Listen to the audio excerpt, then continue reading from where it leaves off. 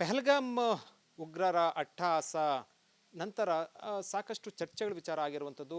ಈ ಕಡೆ ಕಾಂಗ್ರೆಸ್ ಈ ಸಂಬಂಧಪಟ್ಟಂತೆ ರಾಜಕೀಯವಾಗಿ ಮಾತಾಡ್ತದ್ದು, ಪ್ರಧಾನಮಂತ್ರಿ ನರೇಂದ್ರ ಮೋದಿ ಇದಕ್ಕೆ ರಾಜೀನಾಮೆ ಕೊಡಬೇಕಂತ ಹೇಳ್ತಾ ಇರುವಂಥದ್ದು. ಇಂದು ಮುಖ್ಯಮಂತ್ರಿ ಸಿದ್ದರಾಮಯ್ಯ ಅವರು ಒಂದು ಹೆಜ್ಜೆ ಮುಂದೆ ಹೋಗಿ ಏನೇ ಕ್ರಮ ಕೈಗೊಂಡ್ರು ಕೂಡ ಸತ್ತಿರು ಬದುಕು ಬರ್ತಾರ ಅಂತ ಹೇಳೋ ಮೂಲಕ ಸಾಕಷ್ಟು ಒಂದು ರೀತಿಯಲ್ಲಿ ಚರ್ಚೆ ವಿಚಾರವನ್ನು ಹುಟ್ಟಾಕಿರುವಂಥದ್ದು. ಇದಕ್ಕೆ ಸಾಕಷ್ಟು ಕೂಡ ಆಕ್ಷೇಪ ವ್ಯಕ್ತ ಆಗ್ತಾ ಇರುತ್ತೆ. ಈ ಬಗ್ಗೆ ಮಾತಾಡೋಕ್ಕೆ ವಿಧಾನ ಪರಿಷತ್ನ ಪ್ರತಿಪಕ್ಷ ನಾಯಕರು ಮತ್ತು ಬಿಜೆಪಿ ಹಿರಿಯ ಮುಖಂಡರಾದಂಥ ಚಲವಾದಿ ನಾರಾಯಣಸ್ವಾಮಿ ಇರುವಂಥದ್ದು. ಸರ್, ಮುಖ್ಯಮಂತ್ರಿ ಸಿದ್ದರಾಮಯ್ಯವರ ಮಾತನ್ನು ಗಮನಿಸಿದ್ದೀರಾ? ಏನು ಅನಿಸುತ್ತೆ? It is A senseless statement.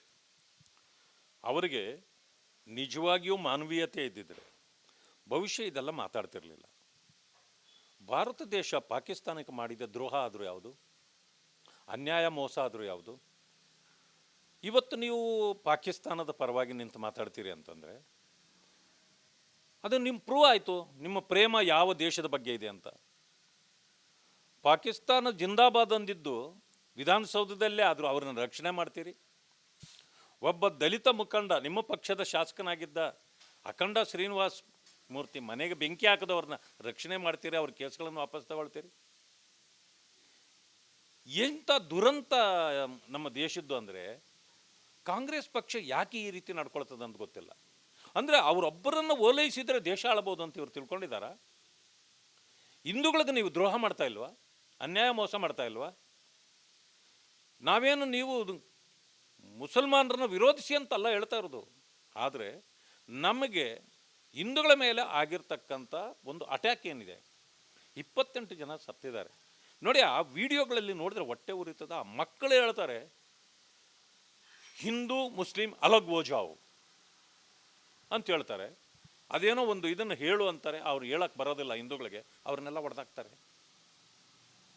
ಹೀಗಿರುವಾಗ ಅಂದರೆ ಹಿಂದೂಗಳ ಮೇಲೆ ಇವತ್ತು ನಡೀತಾ ಇರೋ ಈ ಘಟನೆಗೆ ನೀವು ಉತ್ತರ ಕೊಡಬೇಕಾಗಿದೆ.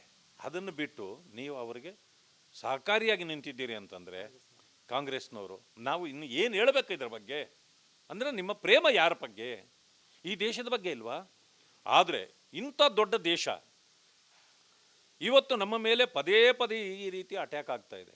ಪಾಕಿಸ್ತಾನದ ಮಂತ್ರಿಗಳು ಒಪ್ಕೊಳ್ತಾರೆ, ಹೌದು ನಾವು ಉಗ್ರರ ಪರವಾಗಿ ನಿಂತಿದ್ದೇವೆ ಇಷ್ಟು ದಿನಗಳ ಕಾಲ, ಬೇರೆ ಯಾವ್ಯಾವುದೋ ಕಾರಣಗಳಿಗೆ ಅವರು ಹೇಳ್ತಾರೆ.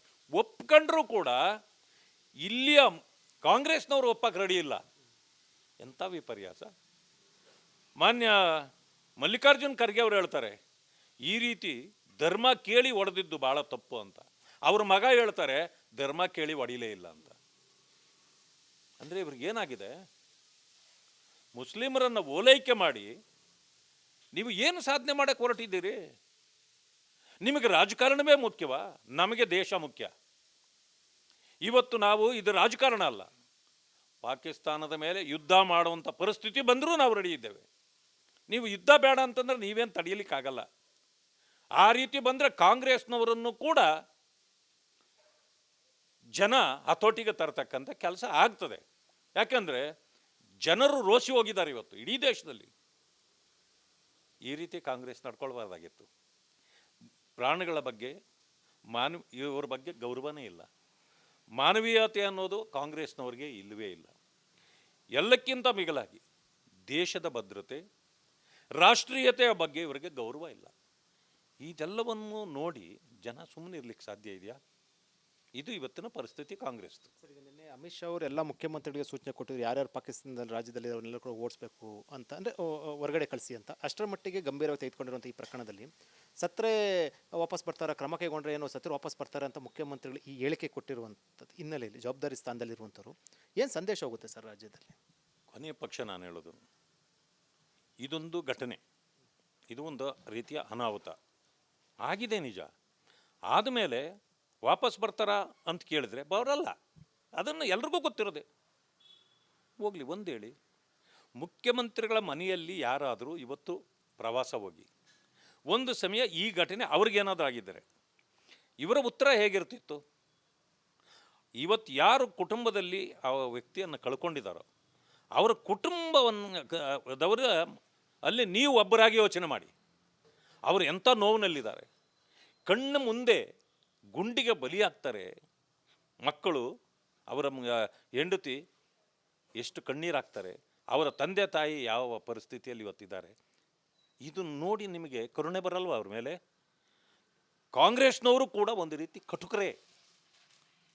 ಇವರು ದೇಶದ ಒಳಗಡೆಯ ಭಯೋತ್ಪಾದಕರು, ಇವರು ದೇಶದ ಹೊರಗಿಂದ ಬರೋ ಭಯೋತ್ಪಾದಕರ ಜೊತೆಗೆ ಇವರನ್ನು ಇವತ್ತು ಜನ ಯಾವ ರೀತಿ ಅರ್ಥೈಸ್ಕೊಳ್ತಿದ್ದಾರೆ ಅಂದರೆ, ಕಾಂಗ್ರೆಸ್ನವರು ದೇಶದ ಒಳಗಡೆ ಇರತಕ್ಕಂಥ ಭಯೋತ್ಪಾದಕರು ಅನ್ನೋ ರೀತಿಯಲ್ಲಿ ಜನ ಇವತ್ತು ಮಾತಾಡ್ತಕ್ಕಂಥದ್ದನ್ನು ನಾವು ಕೇಳ್ತಾ ಇದ್ದೀವಿ. ಸರ್, ಜನರಲ್ ಆಗಿ ಪ್ರಶ್ನೆ ಎದುರಾಗ್ತಾ ಇತ್ತು ಅಂದರೆ, ಈಗ ನೋಡಿ ಆ ರೀತಿ ಹೇಳಿಕೆ ಕೊಟ್ಟಿರುವಂಥ ಹಿನ್ನೆಲೆಯಲ್ಲಿ ಈ ಮೊನ್ನೆ ಒಂದು ಮಗು ಮೇಲೆ ಅತ್ಯಾಚಾರ ಆಯಿತು, ಎಲ್ಲ ಕರಳಿಂಡುವಂಥದ್ದು, ಅವ್ರನ್ನ ಶೂಟ್ ಔಟ್ ಮಾಡಿ ಸಾಯಿಸಿದ್ರು. ಸೊ ಇದೇ ರೀತಿ ಕೂಡ ಆಯಿತು, ಹೋಗಿದ್ದು ಪ್ರಾಣ ಬರೋದಿಲ್ಲ ಅಂತ ತೀರ್ಮಾನ ತೆಗೆದುಕೊಳ್ಳುವಂಥ ಅಂದರೆ ಆ ರೀತಿ ಚರ್ಚೆಗಳು ಶುರು ಆಗ್ಬಿಟ್ರೆ ಹೆಂಗೆ ಹೋಗುತ್ತೆ ಸರ್? ಅಲ್ಲ, ಯಾವುದೇ ಆಗಲಿ ಒಂದು ಜೀವ ಹೋಗಿದ್ದು ಬರೋದಿಲ್ಲ. ಆದರೆ ಒಂದು ಸಮಯ ಆ ಜೀವ ಬರಲ್ಲ ಅಂತ ಆಯ್ತಲ್ಲ, ನಿಮಗೊಂದು ಅನಿಸ್ತಲ್ಲ, ಆ ಮಗು ಜೀವ ವಾಪಸ್ ಬರಲ್ಲ. ಮತ್ತು ಅವನ್ನ ಯಾಕೆ ಸಾಯಿಸಿದ್ರಿ ನೀವು ಸಾಯಿಸಿದ್ರ ಉದ್ದೇಶ ಏನಂದರೆ, ಒಂದು ಮೆಸೇಜ್ ಕೊಡಬೇಕು ಜನರಿಗೆ. ಈ ರೀತಿ ಏನಾದರೂ ಆದರೆ ಇನ್ನು ಮುಂದೆ ಈ ರೀತಿ ಪ್ರಾಣ ಯಾರಾದರೂ ತೆಗೆಯೋದಾದರೆ, ಅತ್ಯಾಚಾರ ಮಾಡೋದಾದರೆ, ಇಂಥ ಕೆಟ್ಟ ಇದನ್ನು ಪರಂಪರೆಯನ್ನು ನೀವು ಮುಂದುವರಿಸೋದಾದರೆ ನಿಮಗೂ ಈ ಪರಿಸ್ಥಿತಿ ಬರುತ್ತೆ ಅಂತ. ಇದೇ ತಾನೇ ಇವಾಗ ಅಲ್ಲೂ ಆಗ್ತಾ ಇರೋದು. ಇವತ್ತು ಹಲವು ಮನೆಗಳನ್ನು ಧ್ವಂಸ ಮಾಡಲಾಗಿದೆ, 2 ಟೆರರಿಸ್ಟ್ಗಳನ್ನು ಗುಂಡಿಕ್ಕಿ ಕೊಲ್ಲಲಾಗಿದೆ, ಈಗಾಗಲೇ ಒಬ್ಬರನ್ನು ಅರೆಸ್ಟ್ ಮಾಡಲಾಗಿದೆ. ಈ ಕಾರ್ಯಾಚರಣೆ ಮಾಡಲೇಬೇಕಲ್ಲ. ಕಾಶ್ಮೀರದಲ್ಲಿ ಶಾಂತಿ ನೆಲೆಸಿತ್ತು, ಈಗ ಶಾಂತಿ ಭಂಗ ಆಗ್ತಿರೋದು ಯಾರಿಂದ ಅಂತ ಇವಾಗ ಗೊತ್ತಾಗ್ತಾ ಇದೆ. ಕಾಂಗ್ರೆಸ್ ಇದೇ ರೀತಿ ಹೇಳಿಕೆಗಳು ಮುಂದುವರೆದ್ರೆ ಸಂತೋಷ, ರಾಜೀನಾಮೆ ಕೊಡಬೇಕು ಮೋದಿ, ಇವರು ಈ ರೀತಿ ಮುಖ್ಯಮಂತ್ರಿ ಸಿದ್ದರಾಮಯ್ಯ ಈ ರೀತಿ ಹೇಳ್ತಾರೆ ಅಂತ, ಇದೇ ರೀತಿ ಕಾಂಗ್ರೆಸ್ನ ಹೇಳಿಕೆ ನೀಡಿದ್ರೆ ಮುಂದೆ ಯಾವ ಹಂತಕ್ಕೆ ಹೋಗುತ್ತೆ ಸರ್?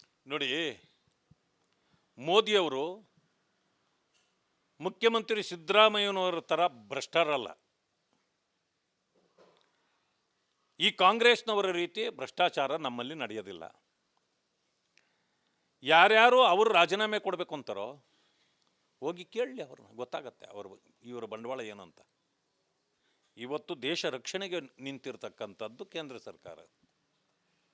ಆ ಕೆಲಸ ಅವರು ಮಾಡಬೇಕೇ ಹೊರತು, ಹೋಗಲಿ ಯುದ್ಧದ ಪರವಾಗಿ ನಾವಿಲ್ಲ ಅಂತ ಹೇಳಿದಾರಲ್ಲ ಮುಖ್ಯಮಂತ್ರಿಗಳು, ನಾಳೆ ಯುದ್ಧ ಪ್ರಾರಂಭ ಆದರೆ ಇವರೇನು ಮಾಡ್ತಾರೆ? ಅಂಥ ಪರಿಸ್ಥಿತಿ ಬಂದರೆ ಎಮರ್ಜೆನ್ಸಿ ಡಿಕ್ಲೇರ್ ಮಾಡ್ತಾರಲ್ಲ, ದೇಶಕ್ಕೆ ಆಪತ್ತು ಬಂದಾಗ ಎಮರ್ಜೆನ್ಸಿ. ನೀವೊಂದು ಸಾರಿ ಎಮರ್ಜೆನ್ಸಿ ಮಾಡಿದ್ರಲ್ಲ, ಯಾವ ಆಪತ್ತು ಬಂದಿತ್ತು?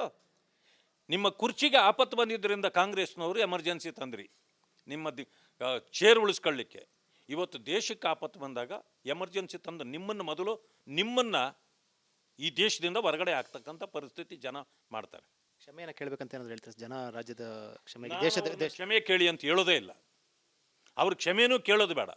ನಿಮ್ಮ ಮನಸ್ಥಿತಿ ಜನರಿಗೆ ಅರ್ಥ ಆಗಲಿ, ನಿಮಗೆ ತಕ್ಕ ಪಾಠ ಜನ ಕಲಿಸ್ಲಿ. ನಾನು ಕ್ಷಮೆ ಕೇಳಿ ಅಂತ ಯಾಕೆ ಕ್ಷಮೆ ಕೇಳ್ಬೇಕು ಅವರು? ನಿಮ್ಮ ಮನಸ್ಥಿತಿನೇ ಇಂಥ ಕೆಟ್ಟ ಮನಸ್ಥಿತಿ ಇರುವಾಗ ಕ್ಷಮೆ ಕೇಳಿದ್ರೆ ನಿಮ್ಮ ಮನಸ್ಥಿತಿ ಬದಲಾಗುತ್ತಾ? ಆಗೋದಿಲ್ಲ. ನಾನು ಕ್ಷಮೆ ಕೇಳಲ್ಲ ಅವ್ರನ್ನ. ಇವರಿಗೆ ತಕ್ಕ ಪಾಠ ಕಲಿಸಿದೆ ಅಂತ ಜನರಿಗೆ ಹೇಳ್ತೇನೆ ಅಷ್ಟೇ.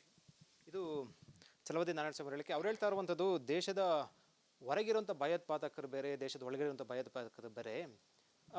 ಅಂದರೆ ಈ ರೀತಿ ಮನಸ್ಥಿತಿ ಇರುವಂಥವರು ಕ್ಷಮೆಗೂ ಕೂಡ ಕೇಳೋಕ್ಕೆ ಅರ್ಹರಲ್ಲ ಅಂತ ಹೇಳೋ ಮೂಲಕ ಒಂದು ಸಂದೇಶವನ್ನು ಕೂಡ ಕೊಟ್ಟಿರುವಂಥದ್ದು.